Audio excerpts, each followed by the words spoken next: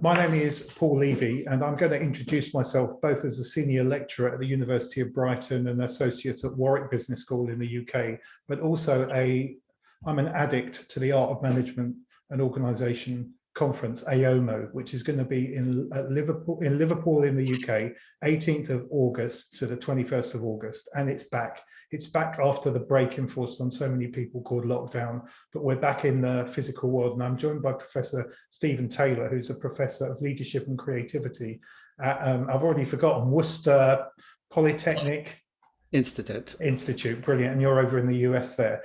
Steve, you're one of the, I'm going to call you part of the founding energy.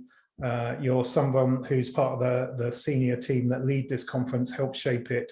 What do you love about AOMO? Well, in many ways, the simplest answer is probably that it's my tribe. These are people I relate to that are interested in the same sort of things I'm interested in.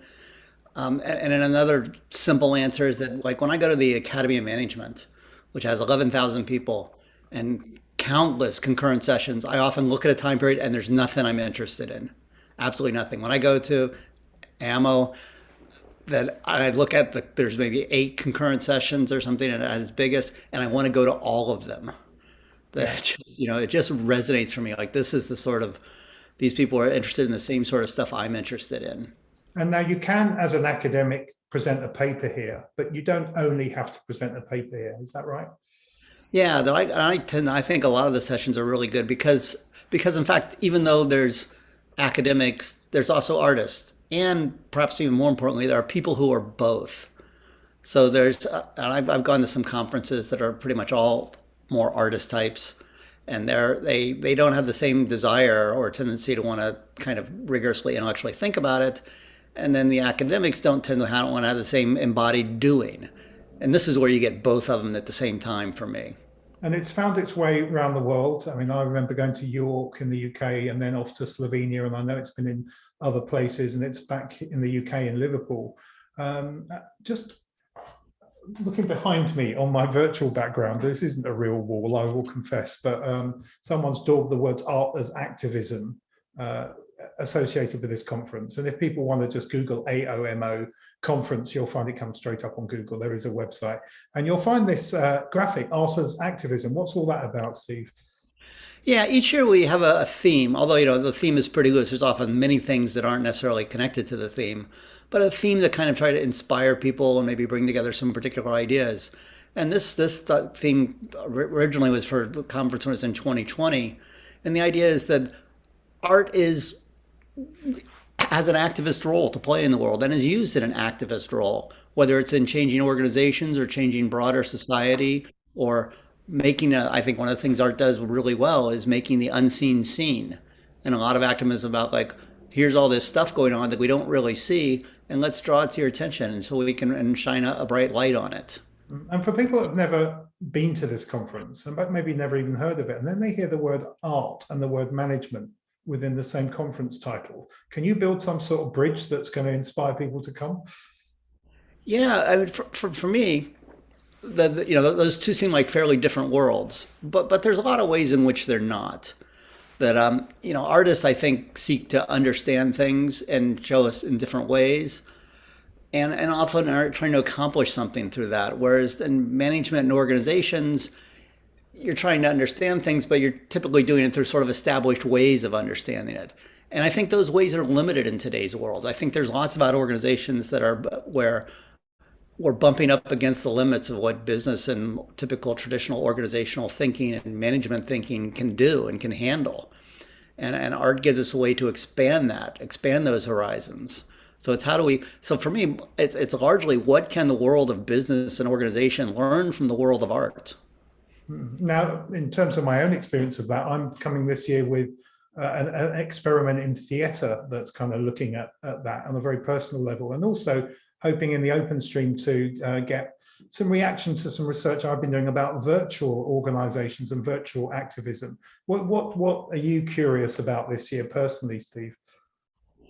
Yeah, I'm always curious to see, particularly a lot of the sort of the more arts-based work.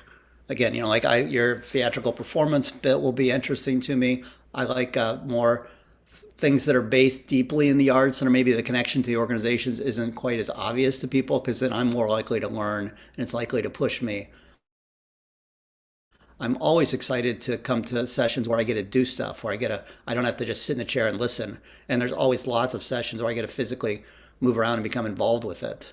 Yeah. So, and frankly, I'm really deeply excited just about seeing people and meeting new people interested in this. Yeah. Because So yeah. And that's a big part of it, isn't it? Friends are made. yeah, it's a huge part, because most of the people that I know who do this sort of work, like you and I and others, are tend to be somewhat isolated. We're sitting in our little place in our little university in our town, and there's not many other people really like us or interested in the same sort of work in our immediate area. So you have to meet. This gives me a chance to meet those other people and make the connections, and you need to do that face to face. You really need to make those connections face to face, and then you can sustain them virtually. But you need to make them and renew them face to face periodically. Yeah, so meeting, conversation, workshops, presentations, performances, experiments, a Beatles theme with some of the streams around Beatles songs, Port Sunlight in Liverpool. Who knows, we might even make it to the Cavern. I know there's going to be some live music around all the very, very immersive and serious academic and practitioner dialogue in a world that is probably up for this conversation more than ever. So what would be, as a final part of this brief conversation, Steve, having been to so many of them and been a big part of shaping AOMO, what's your invitation for people that maybe haven't been for a while and they're going to consider coming back to this one? Maybe you've been in lockdown and this is a way to unlock, and maybe have never even heard about AOMO and they've heard about it for the first time watching this video. What's your invitation? Well, my invitation is that I think this is one of the few conferences I've ever been to that takes aesthetics seriously, in part because as an academic discipline, organizational aesthetics. But what that means is we care about having good food. We care about the physical space we're in and how it connects back and forth. That felt sense of what it is to be at the conference really matters. So we work a lot to make that be good and to make that be a positive and interesting experience and part of the deal, which to me stands diametrically opposed, like the giant conferences where you could be in any hotel room in the world and you wouldn't make any difference. So it's always very particular, very situated in the place. You know, there's the connection to the Beatles is because it's Liverpool. We wouldn't do that somewhere else. You know, so I think that taking the aesthetics seriously really makes for a different conference experience and a much better conference experience. Yeah, and I nearly forgot to mention, but you said aesthetics. There's some kind of journal floating around here as well, isn't there? There is. There's a journal called Organizational Aesthetics. You can find it online at organizationalaesthetics.org. It's open access, and we often have some special issues that come out of the conference, and I anticipate we will again this year. We hope to see you all. Actually, it'll be, I know there's some pre-conference stuff happening too, but around the 18th of August, check out the website. It's AOMO 22 is back in the physical world. Hope to see you all in Liverpool. And thanks for talking to us, Steve. Oh, my pleasure. And I look forward to seeing everyone in Liverpool.